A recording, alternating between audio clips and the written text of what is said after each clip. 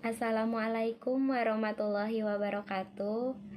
Puji syukur kita panjatkan kehadirat Allah Subhanahu wa Ta'ala yang telah memberikan nikmat sehat kepada kita semua. Semoga kita senantiasa selalu ada dalam lindungannya. Yang saya hormati Bapak Ahmad Hamdan selaku dosen pengampu mata kuliah perkembangan peserta didik. Kami dari kelompok 2 akan menyampaikan materi mengenai karakteristik perkembangan fase prenatal dan neonatal. Sebelumnya, izinkan saya untuk memperkenalkan anggota dari kelompok 2. Yang pertama, saya sendiri, Sarah Elita Nurjana, dengan NPM 2121541003. Yang kedua, Tasnim Salsabila dengan NPM 21215465. Yang ketiga, Ruby Dewanti dengan NPM 2121545509 dan Kiki Aulia Siva dengan NPM 2121545510. Langsung saja pada pemaparan materi. Terima kasih kepada moderator yang telah mempersilahkan saya. Di sini saya akan menjelaskan tentang perkembangan fase prenatal atau fase di mana sebelum kelahiran. Nah, fase prenatal ini adalah masa perkembangan untuk pertama kalinya atau awal permulaan dari kehidupan seseorang. Di masa prenatal ini terjadi di dalam rahim seorang ibu, yaitu prosesnya berlangsung sekitar 9 bulan 10 hari atau sekitar 266 hari. Di masa prenatal ini juga merupakan masa yang sangat penting karena manusia melalui proses pembentukan dan beberapa aspek perkembangan seperti terbentuknya kecerdasan, kepribadian, kemampuan, bakat, dan lain sebagainya. Adapun karakteristik dari fase prenatal ini, yang pertama ini ada sifat bawaan, di mana pada saat ini sifat-sifat bawaan yang berfungsi sebagai dasar bagi perkembangan selanjutnya diturunkan sekali untuk selamanya. Yang kedua, kondisi tubuh, di mana kondisi-kondisi yang baik dalam tubuh seorang ibu dapat menunjang perkembangan sifat bawaan, sedangkan kondisi yang tidak baik dapat menghambat perkembangan seorang janin, bahkan sampai mengganggu pola perkembangan yang akan datang. Yang ketiga, ada jenis kelamin, di mana jenis kelamin individu yang baru diciptakan sudah dipastikan pada saat pembuahan dan kondisi-kondisi dalam tubuh ibu tidak akan mempengaruhinya. Sama halnya dengan pembuahan. Nah, yang keempat ini ada perkembangan dan pertumbuhan, di mana perkembangan dan pertumbuhan yang oral lebih banyak terjadi selama periode prenatal dibandingkan pada periode-periode lain dalam seluruh kehidupan individu. Yang kelima ini ada psikologis, di mana periode prenatal merupakan masa yang mengandung banyak bahaya baik fisik maupun psikologisnya. Yang keenam ada sikap yang diciptakan.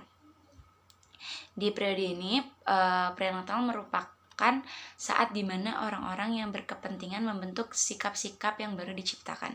Selanjutnya, tahapan perkembangan pada fase prenatal, di mana perkembangan prenatal ini terjadi dalam 3 tahap. Yang pertama ini ada tahap germinal, yang kedua tahap embrionik, dan yang ketiga ada tahap fetal. Nah, sepanjang 3 tahap kehamilan, zigot yang berasal dari satu sel berkembang menjadi embrio dan kemudian menjadi janin, baik sebelum maupun setelah lahiran. Nah, ini adalah salah satu contoh gambar dari tahapan di fase prenatal. Seperti yang sudah saya jelaskan tadi, di tahap perkembangan masa prenatal ini memiliki 3 tahap perkembangan. Nah, yang pertama ini adalah tahap germinal, di mana tahap ini adalah awal kejadian manusia.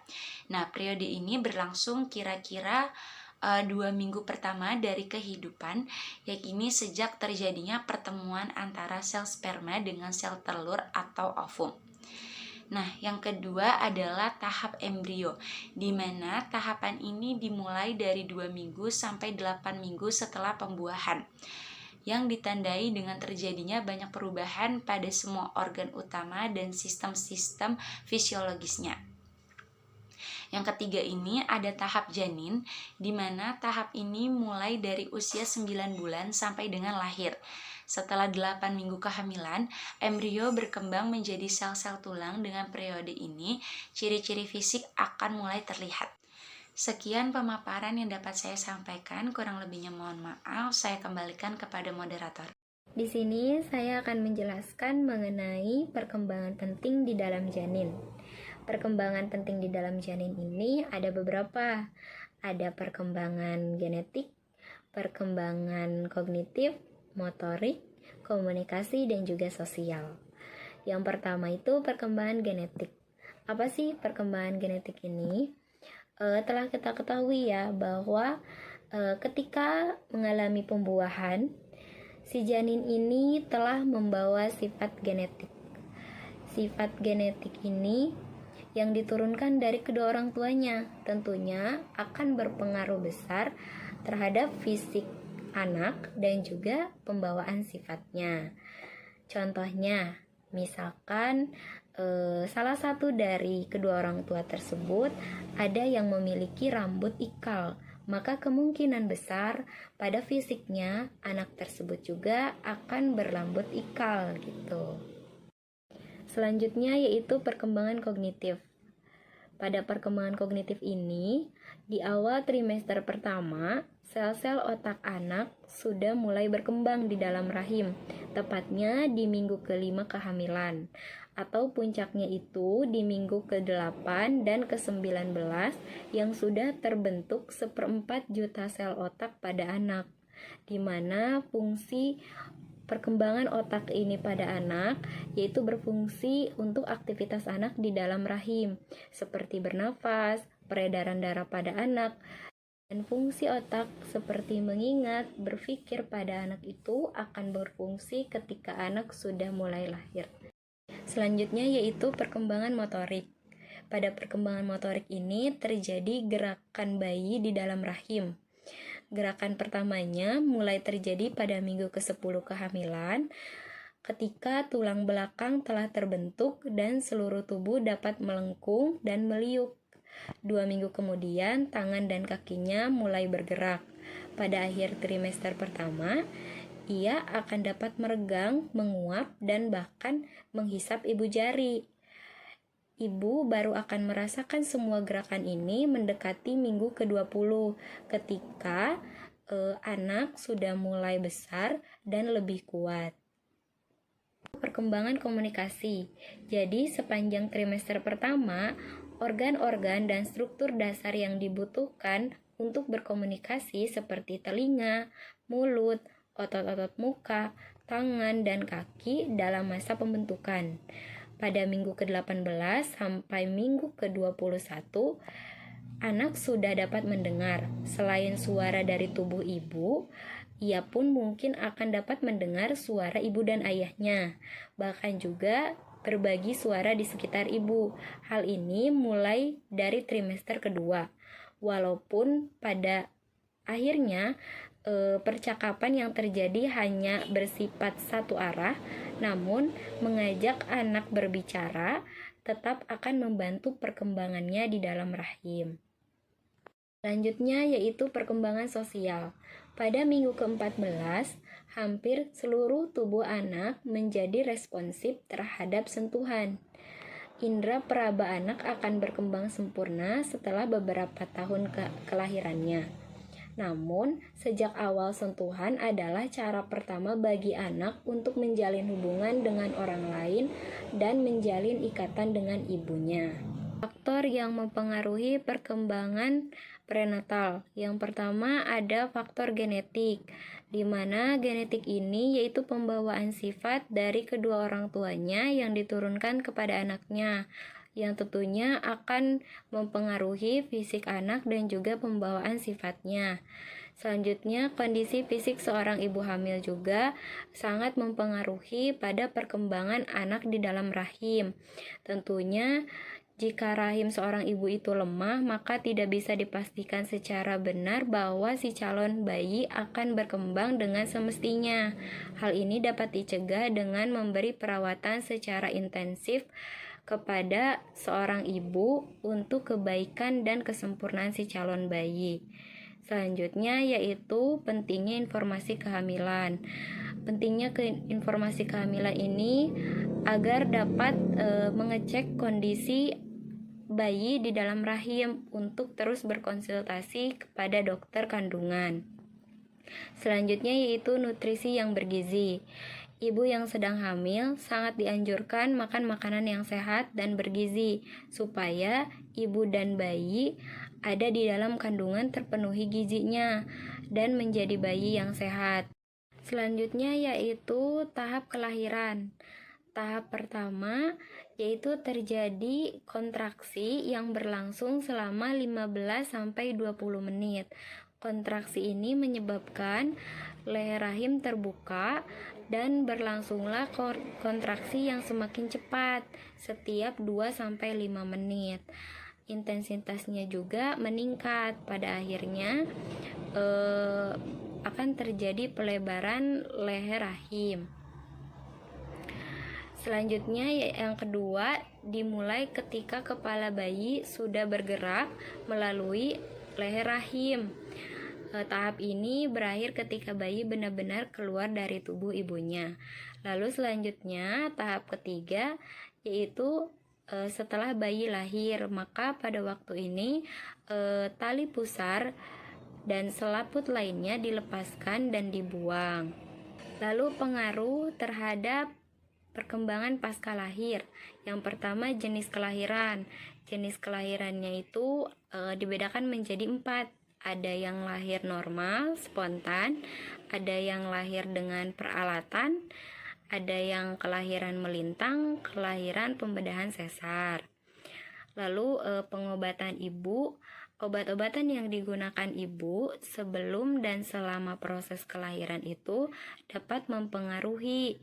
Hasil penelitian menunjukkan bahwa semakin banyak obat yang diberikan kepada ibu saat melahirkan, semakin lama dan sulit bayi menyesuaikan diri dengan kehidupan pasca lahir. Selanjutnya yaitu lingkungan pra-lahir. Setiap kondisi dalam lingkungan pra-lahir ini yang menghalangi perkembangan janin. Sesuai dengan tabel waktu yang normal, akan lebih banyak mengakibatkan kesulitan pada saat lahir dan penyesuaian pasca lahir dibandingkan dengan kondisi lingkungan yang nyaman. Selanjutnya, jangka waktu periode lahir. Ada yang 38 minggu atau 266 hari, namun hanya sedikit bayi yang lahir pada tepat waktunya. Ada juga bayi yang lahir prematur atau lebih awal dari waktunya. Perawatan pasca lahir. Perhatian dan perawatan yang dilakukan ibu terhadap bayi yang baru lahir mempunyai pengaruh positif terhadap perkembangan bayi tersebut. Lalu selanjutnya, sikap orang tua. Hubungan baik orang tua dengan anak dapat membantu bayi dalam menyesuaikan diri dengan lingkungannya. Demikian pentingnya kondisi atau sikap ibu terhadap penyesuaian diri bayi yang baru lahir. Seorang ayah juga dituntut dalam persalinan anak, sebab kehadiran ayah dalam ruang persalinan dapat memberikan dukungan dan kekuatan emosional bagi ibu pada saat melahirkan. Baik, terima kasih kepada moderator. Di sini saya akan melanjutkan materi mengenai perkembangan fase neonatal. Neonatal merupakan suatu perkembangan pada manusia pada saat bayi baru lahir, dari 0 sampai dengan 28 hari. Pada saat bayi baru lahir, perkembangan neonatal merupakan suatu periode tersingkat karena hanya melalui 28 hari. Perkembangan neonatal dapat mengakibatkan penurunan berat badan pada bayi. Pada masa bayi ini rentan terhadap kematian. Akibatnya karena bayi harus melakukan penyesuaian diri secara cepat dan singkat untuk kehidupan yang selanjutnya. Dalam masa neonatal, bayi harus menyesuaikan keadaan yang ada pada luar rahim. Seluruh organ pada bayi, perubahan terjadi secara langsung ketika bayi saja baru lahir.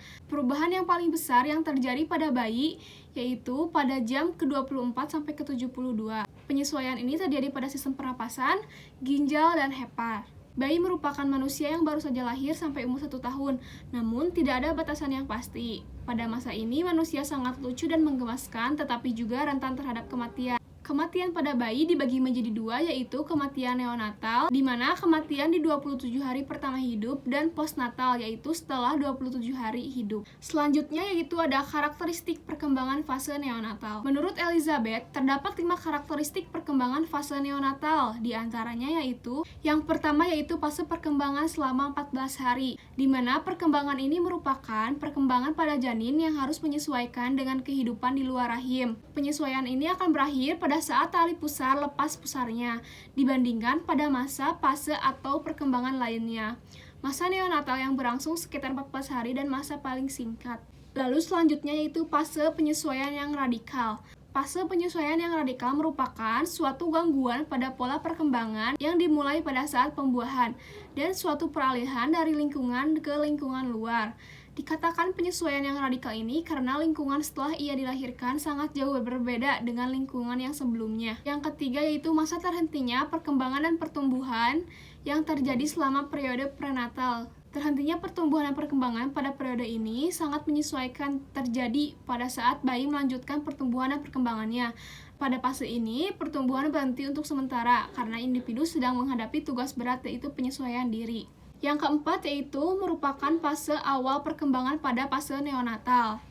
Perkembangan bayi yang baru saja lahir dapat memberi petunjuk tentang apa yang dapat diharapkan untuk keadaan yang terjadi. Ketika baru saja lahir, individu hanya memiliki kemampuan yang sangat sedikit dan terbatas. Lalu selanjutnya yaitu ciri-ciri fase bayi pada masa neonatal. Yang pertama yaitu ada tali pusar pada bayi. Pada bayi dapat dilihat dengan jelas ketika bayi tersebut masih memiliki tali pusar yang belum terlepas dari perut bayi. Pelepasan tali pusar ini memang terjadi salah satu pertanda berakhirnya masa perkembangan. Yang kedua yaitu bayi lebih banyak tidur. Ketika kondisi bayi masih terlihat lebih banyak tidur dibandingkan beraktivitas, itu merupakan terjadi karena memang bayi masih dalam proses adaptasi. Maka pada saat bayi lahir ke dunia, kebiasaan bayi ini lebih banyak tertidur akan tetap terbawa pada masa awal kehidupan pada bayi. Selanjutnya yaitu kulit pada bayi yang keriput dan terlihat tipis. Kulit pada bayi yang baru saja lahir akan terlihat keriput dan tipis karena bayi yang baru saja lahir memiliki berat badan yang cukup. Kondisi tersebut akan terlihat seperti tidak memiliki banyak daging di dalam tubuhnya dan akan terlihat kurus. Selain kurus juga, pada masa neonatal ini juga memiliki kulit yang tipis sampai pembuluh darah yang ada di berbagai bagian tubuh masih bisa terlihat akibat tipisnya kulit bayi ini di masa awal usia kehidupannya. Selanjutnya yaitu tahap penyesuaian fase neonatal. Penyesuaian terhadap bayi pada fase neonatal ini sebelumnya dapat melanjutkan perkembangan, yaitu yang pertama ada perubahan suhu. Pada saat di dalam rahim, suhunya akan tetap, sedangkan ketika bayi sudah dilahirkan, suhunya akan berbeda-beda dan berubah-ubah. Yang kedua yaitu bernafas. Ketika tali pusar putus, bayi akan mulai bernapas secara mandiri. Dan hal ini merupakan bentuk penyesuaian bayi untuk bernapas dengan baik. Yang ketiga yaitu menghisap dan menelan. Pada bayi yang baru saja lahir, refleks akan menghisap dan menelan. Seringkali tidak cukup memperoleh makanan yang diperlukan sehingga berat badannya akan menurun. Dan yang terakhir yaitu ada alat pembuangan. Alat pembuangan pada bayi ini mulai berfungsi setelah dilahirkan sebelum dilakukan melalui tali pusar.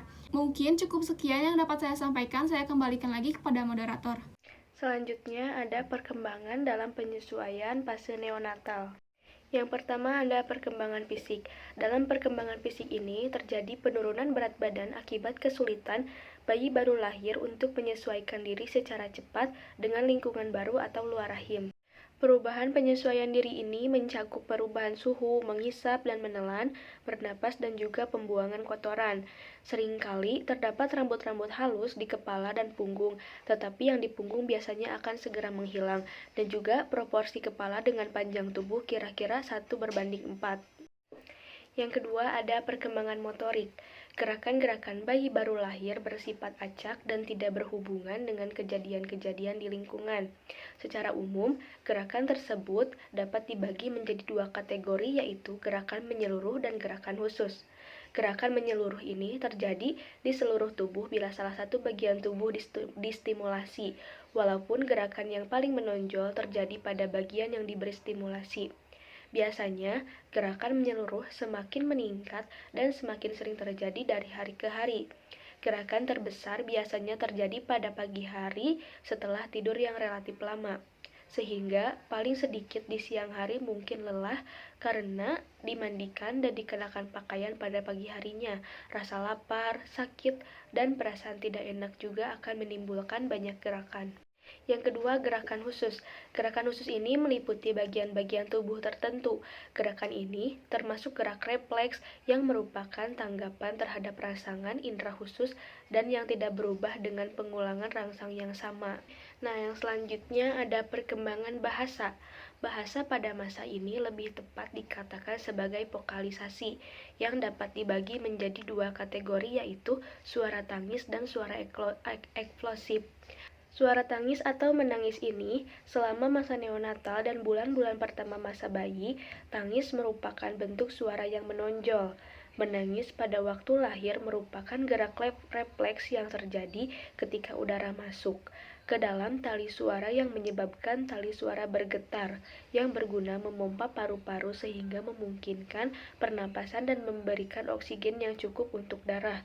Menangis dapat terjadi setiap saat, tetapi yang paling sering dan paling kuat terjadi adalah dari pukul 6 sore sampai tengah malam. Sedangkan suara eksplosif, yaitu kadang-kadang bayi baru lahir mengeluarkan suara eksplosif seperti napas yang berat. Suara ini merupakan ucapan tanpa arti atau tujuan dan terjadi secara kebetulan kalau otot-otot suara mengerut. Biasanya bunyi-bunyi itu disebut dekutan, degukan, atau dengkuran. Lambat laun bunyi-bunyi tersebut diperkuat dan berkembang menjadi ocehan yang selanjutnya menjadi bicara. Dan yang terakhir yaitu perkembangan kesadaran dan emosi. Kesadaran bayi baru lahir masih kabur, artinya bayi lahir tidak menyadari sepenuhnya tentang apa yang terjadi di sekitarnya. Reaksi emosional hanya berkaitan dengan keadaan yang menyenangkan atau ditandai oleh tubuh yang tegang. Periode neonatal ini terdiri atas 28 hari kehidupan. Dalam hal sehat dan sakit, periode neonatal merupakan periode terpenting masa bayi dan kanak-kanak, karena selama waktu tersebut terdapat mortalitas paling tinggi. Masa bayi neonatal merupakan periode yang berbahaya baik secara fisik maupun psikologis. Secara fisik, periode ini berbahaya karena sulitnya mengadakan penyesuaian diri secara radikal yang penting pada lingkungan yang sangat baru dan sangat berbeda. Nah, yang terakhir ada faktor yang mempengaruhi perkembangan dalam fase neonatal. Yang pertama yaitu pengaruh berat badan lahir, yang kedua pengaruh umur ibu, dan yang ketiga pengaruh umur kehamilan, dan yang keempat pengaruh pemberian ASI. Nah, yang pertama pengaruh BBL atau berat badan lahir terhadap status kesehatan bayi periode neonatal. Secara teoritis bahwa pada umumnya bayi dilahirkan setelah dikandung kurang lebih 40 minggu dalam lahir. Pada waktu lahir bayi mempunyai berat badan sekitar 3.000 gram dengan panjang sekitar 50 cm. Secara umum, berat bayi lahir yang normal antara 3.000 gram sampai 4.000 gram, dan bila di bawah atau kurang dari 2.500 gram dikatakan berat badan lahir rendah atau BBLR. BBLR adalah neonatus dengan berat badan lahir pada saat prematur. Kemudian disepakati disebut low birth weight infant atau berat badan lahir rendah karena bayi tersebut tidak selamanya prematur atau kurang bulan, tetapi dapat cukup bulan maupun lebih bulan. Nah, yang kedua, pengaruh umur ibu melahirkan terhadap kesehatan bayi periode neonatal. Umur ibu saat melahirkan dapat mempengaruhi status kesehatan bayi, dalam hal ini kelangsungan hidup bayi. Kematian bayi baru lahir sebagian besar terjadi pada ibu yang memang beresiko tinggi untuk hamil dan melahirkan atau kurang dari 20 tahun atau lebih dari 40 tahun, dan lebih tua mungkin disebabkan oleh faktor biologis yang mengakibatkan komplikasi saat selama kehamilan dan persalinan. Umur ibu yang terlalu muda dan terlalu tua mempunyai resiko yang lebih besar untuk melahirkan bayi yang kurang sehat karena ibu hamil yang usianya terlalu muda. Pertumbuhan alat-alat reproduksi belum begitu matang, sedangkan ibu yang hamil pada umur yang terlampau tua, fungsi alat reproduksinya telah mengalami degeneratif sehingga meningkatkan kemungkinan terjadi kelainan saat kehamilan yang beresiko besar untuk melahirkan bayi berat lahir rendah. Yang ketiga, pengaruh umur kehamilan ibu terhadap status kesehatan bayi periode neonatal. Umur kehamilan ibu umumnya berlangsung 40 minggu atau 280 hari. Umur kehamilan ibu adalah batas waktu ibu mengandung yang dihitung mulai dari hari pertama haid terakhir atau HPHT.